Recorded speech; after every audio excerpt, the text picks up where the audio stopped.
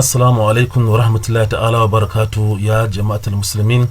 Ga wannan tsaraba guziri mai amfani a saurara a yi aiki da shi a tura ma wa 'yan uwa kuma don amfanin kowa da kowa.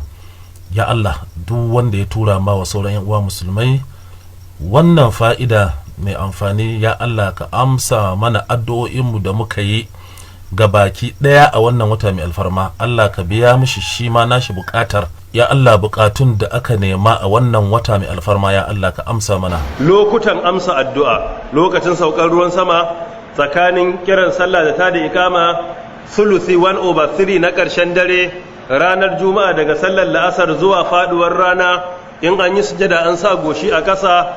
Waɗannan duka lokuta ne da Allah ke karban addu'a. Lokacin da mutum yake kan hanyar tafiya, Allah yana karban addu'a. Addu'ar wanda aka zalunta, Allah subhanahu wata'ala yana karba. Addu'ar iyaye wa 'ya'yansu, Allah subhanahu wata'ala yana karba. Addu'ar mai azumi lokacin buɗe baki, wannan addu'a Allah yana karba.